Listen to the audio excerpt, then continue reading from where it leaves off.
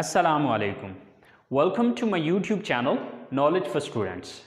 Students, today we are starting class number 26. And in today's class, we are starting the second branch of tenses, continuous. और आज की class में हम पढ़ेंगे present continuous.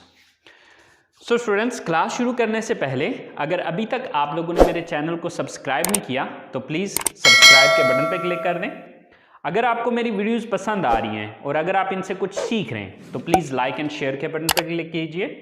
और अगर आपको कोई कन्फ्यूजन हो रहा है, कोई मसला हो रहा है, तो आप लोग कमेंट्स बॉक्स में जाके कमेंट्स कर सकते हैं।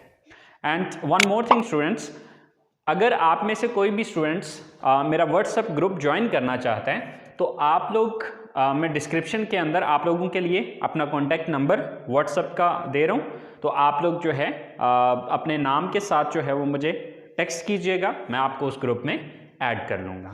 ठीक है, तो चलें गाइस, स्टार्ट करते हैं हमारी आज की क्लास।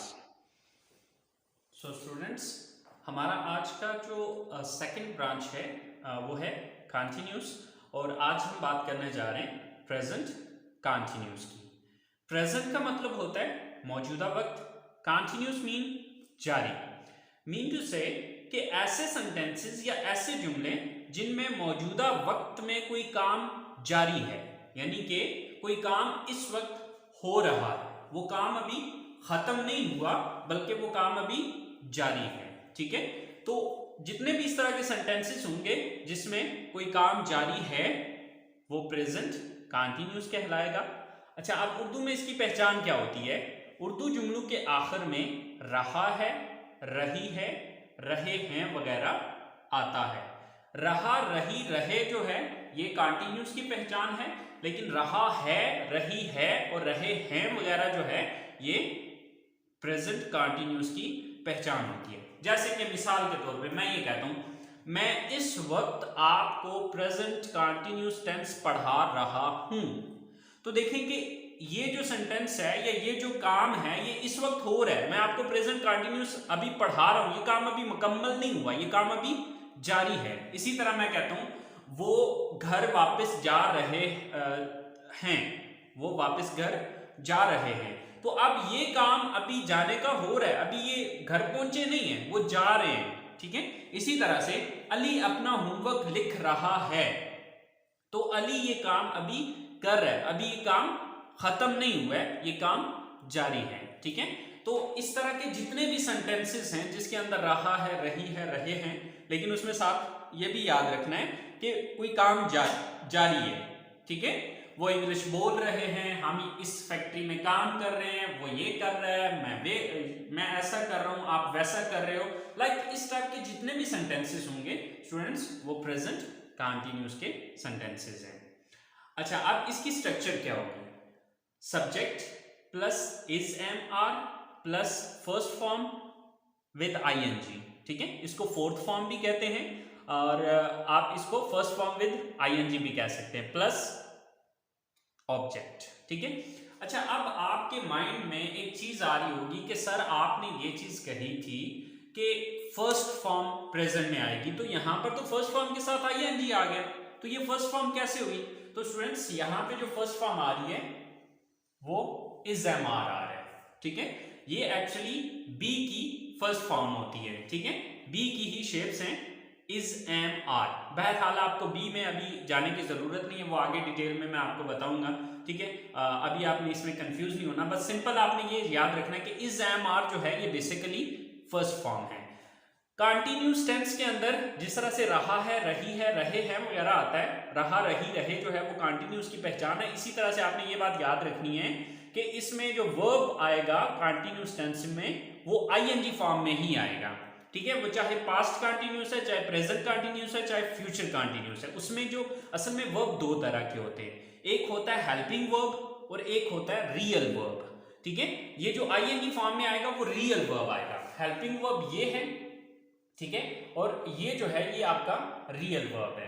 ठीक है, तो यहां पर इज एम आर जो है subject plus is am are plus first form plus with ING plus object. ठीक है, तो यहां पर helping verb is am are आ रहा है। ठीक है, अच्छा, अब सवाल ये पैदा होता है कि ये तीन वर्ड्स हैं, इन तीनों में से कोई एक यूज करना होता है, यानी कि ये तीनों एक साथ या इनमें से कोई दो एक साथ इस्तेमाल नहीं होते, बल्कि तीनों में से कोई एक चूज किया जाता है। तो अब हमें ये चीज देखनी है कि कैसे चूज करेंगे कि यहाँ पे मैं किसी सेंटेंस के अंदर इज लगाऊं, एम लगाऊं या आर लगाऊं। तो स्टूडेंट्स इसके लिए ये चीज है कि he, she, it and singular noun हो तो उसके साथ आप क्या लगाएंगे, इज लगाएंगे। If the subject is he, she, it and singular noun, okay, then you will use is. If the subject is I, अगर आपका सब्जेक्ट जो है वो I है तो I के साथ हमेशा am आएगा, ठीक है। अच्छा, अब अगर आपका subject we, you, they and plural noun, यानी कि अगर आपका सब्जेक्ट we है, you है, they है या फिर प्लूरल नाउन यानी कि दो या दो से ज्यादा नाम है, तो फिर उस सूरत में आप आर का यूज करेंगे, ठीक है। सो आई होप सो आपको ये चीज समझ में आ गई होगी। If the subject is he, she, it and singular noun then you will use is. If the subject is I then you will use am, and if the subject is we, you, they and plural noun then you will use are, okay. So let's make some sentences and let's convert them into English. So students, हमारे पास सबसे पहला sentence है वो cricket खेल रहे हैं। So subject कौन है यहाँ पर, they, यानी कि वो ज्यादा है, they। अब they के साथ is नहीं आएगा, am नहीं आएगा, बल्कि they के साथ are आएगा, they are, क्योंकि इन तीनों में से कोई एक चूज करना है, we have to choose one, right? Then first form of the verb with ing. So what is the verb here? Khelna, right? So what is the English of khelna? It's play. And with first form we have to increase ing, so it will become playing. They are playing. So what are they playing? What is the object here? क्या चीज कर रहे हैं वो, क्या खेल रहे हैं, cricket. So cricket. They are playing cricket. वो क्रिकेट खेल रहे हैं। सेकेंड सेंटेंस है हमारे पास, आलिया अपनी क्लास के लिए तैयार हो रही है, write. So who is the subject here? Here Alia. So Alia. So with single name or with singular noun we use is.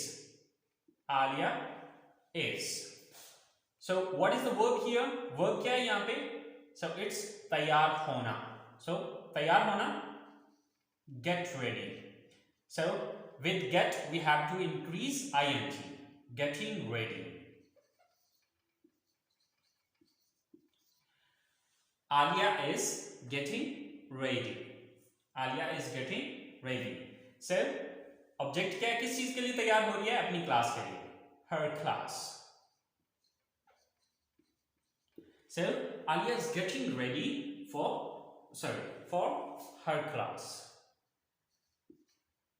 Alia is getting ready for her class, यानी कि for के लिए, क्लास के लिए, for her class. So Alia is getting ready for her class. Alia अपनी class के लिए तैयार हो रही है। लास्ट सेंटेंस है हमारे पास, आसिम और आमिर अपना वक्त जाया कर रहे हैं। Sir who is the subject here? Asim और Amir. Asim and Amir. Asim and Aamir.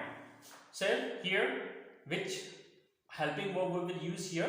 So this is the plural noun, we will use here are.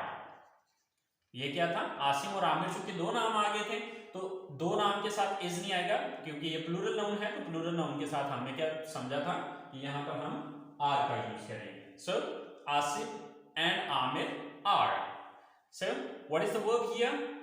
जाया करना, wasting. So Asim and Amir are wasting, क्या जाया कर रहे हैं? अपना वक्त, their time.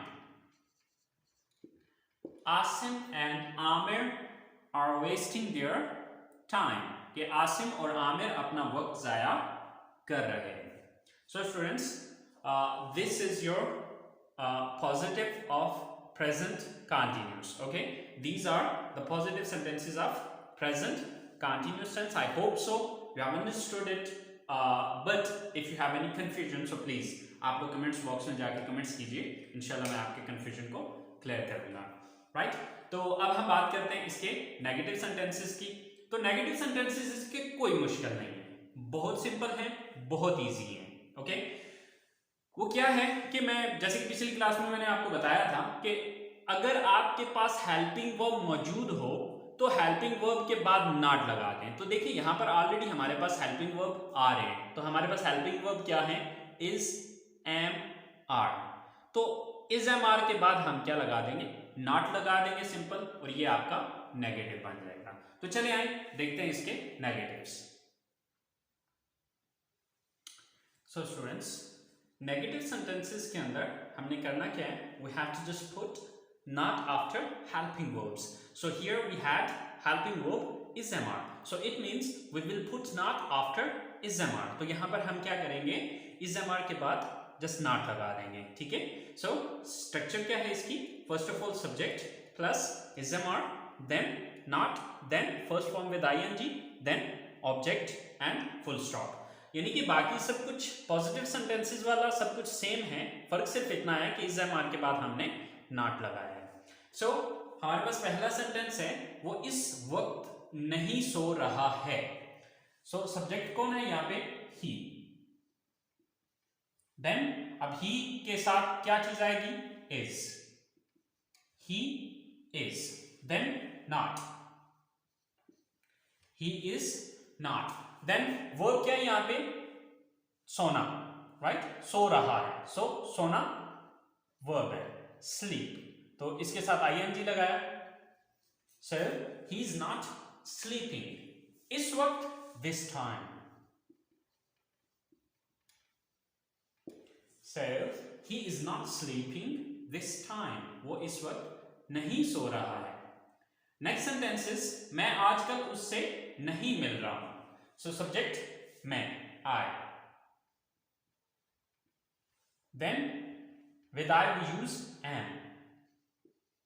I am. Then not. I am not. Verb मिलना, मुलाकात करना, meet. So with ing it's meeting. So I'm not meeting. किससे नहीं मिलता हूं, उससे, यानी कि वो एक लड़का है, him. I'm not meeting him. मैं उससे नहीं मिल रहा हूं आजकल, these days. So I'm not meeting him these days. मैं आजकल उससे नहीं मिल रहा हूं. लास्ट सेंटेंस है हमारे पास, हम उसके साथ काम नहीं कर रहे हैं. सिर्फ सब्जेक्ट हम, we, then are, we are, then not, we are not. What is the verb here, काम करना, work. So with ING it's working. We are not working, उसके साथ with him. So we are not working with him. हम उसके साथ काम नहीं कर रहे.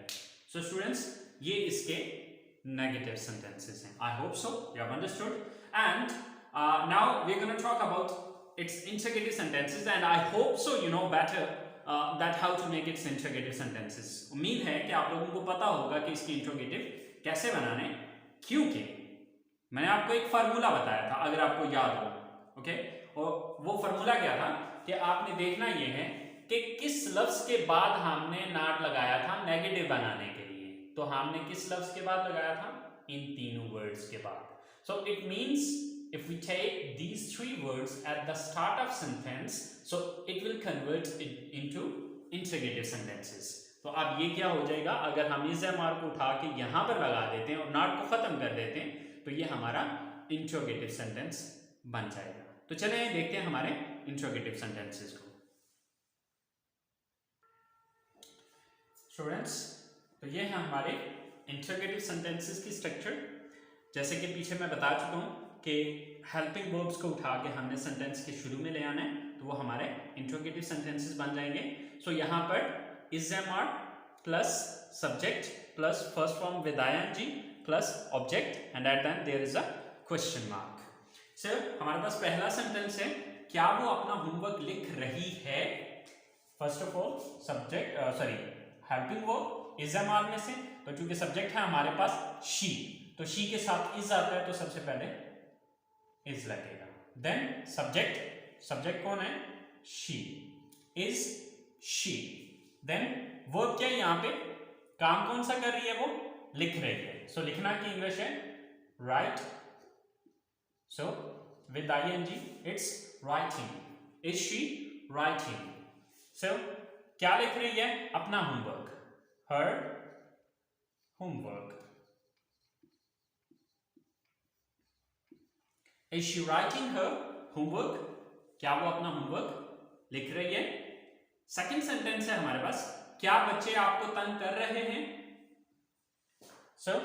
बच्चे, क्योंकि बच्चे ज्यादा हैं, प्लूरल हैं, तो आप उसके लिए हम क्या लगाएंगे, आर लगाएंगे। और द चिल्ड्रन,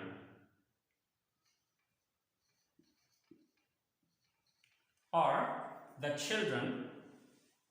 अच्छा, अब आप ज्यादातर स्टूडेंट्स दा में कंफ्यूज हो जाते हैं। स्टूडेंट्स, ये एक्चुअली पार्ट्स ऑफ स्पीच में एक आर्टिकल होता है, पार्ट ऑफ स्पीच, तो वहां पर इसकी मैं एक्चुअली ये थोड़ा सा एडवांस लेवल पे जाके आपको मैं समझाऊंगा कि दा को यहां पर मैंने क्यों यूज किया था। ठीक है, दा का कोई मीनिंग नहीं होता, ठीक है, लेकिन ये कुछ स्पेसिफिक नाउन्स के साथ यूज किया जाता है। बट इसके कितने रूल हैं और इनको किस तरह से यूज किया जाता है, ये चीजें मैं इंशाल्लाह आपको नेक्स्ट जब एडवांस लेवल पे थोड़ा पहुंचेंगे। अभी फिर वक्त हम बेसिक लेवल को कवर कर रहे हैं, तो पहले बेसिक लेवल की चीजें कवर कर रहे हैं, उसके बाद फिर मैं आपको इंशाल्लाह इन चीजों के बारे में भी बताऊंगा कि यहाँ पे दा कैसे आए, या किस जगह पे दा लगाना है, कहाँ पे आ लगाना है, कहाँ पर एन लगाना है। लाइक इस टाइप की जो चीजें हैं ये फिर थोड़ा सा एडवांस लेवल पे चल के, लेकिन अभी फिर वक्त आप बेसिक लेवल की चीजों को कवर करें तो इंशाल्लाह आगे ये चीजें भी मैं बताऊंगा। अगर आप अपनी तरफ से जैसे इतना भी यूज करते हैं दैट्स ऑल राइट, चल जाएगा, ठीक है।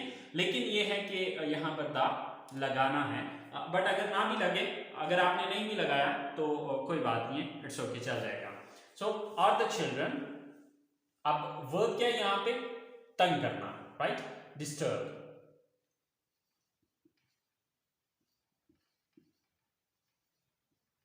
With ing it's disturbing.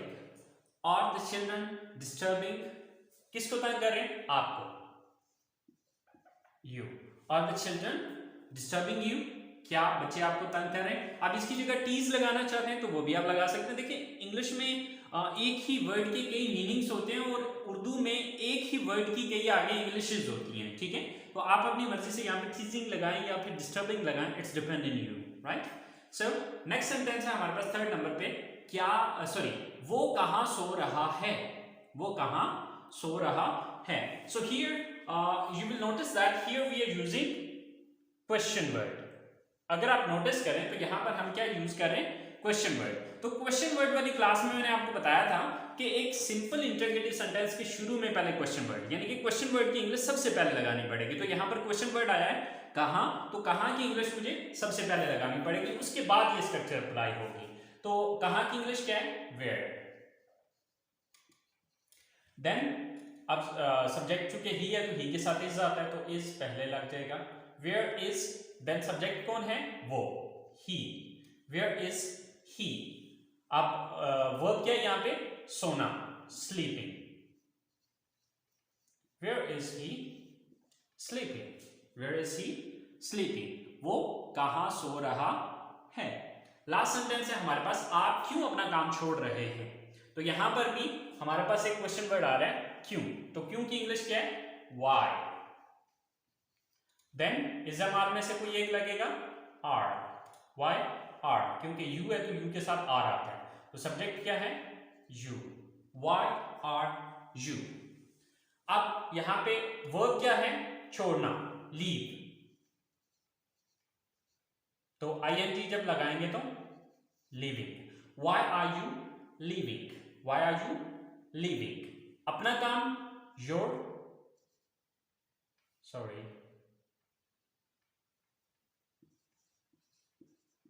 Why are you leaving your job या why are you leaving your work.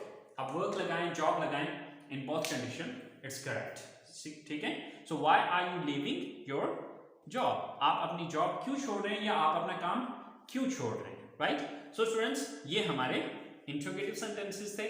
I hope so present continuous tense आपका समझ आ गया होगा आपको, लेकिन फिर भी अगर आपको कोई भी कंफ्यूजन हो तो प्लीज़ कमेंट्स बॉक्स में जाके आप लोग कमेंट्स कर सकते हैं। इंशाल्लाह मैं आपका जो भी कंफ्यूजन होगा क्लियर कर दूंगा। तो अब स्टार्ट करेंगे हम इंशाल्लाह नेक्स्ट अगली क्लास में पास्ट कंटिन्यूस को। बट अगर आपको प्रेजेंट कंटिन्यूस की समझ आ गई है तो पास्ट कंटिन्यूस और फ्यूचर कंटिन्यूस आपको कोई प्रॉब्लम नहीं करेगा, ये आपके लिए कोई मसला नहीं है। वही रूल अप्लाई होगा first form, second form and first form with will, ठीक है। बहरहाल ये चीज़ आप कल डिस्कस करेंगे। तो अगली क्लास तक के लिए इजाज़त दीजिए, दुआ में याद रखिएगा। अल्लाह हाफिज़।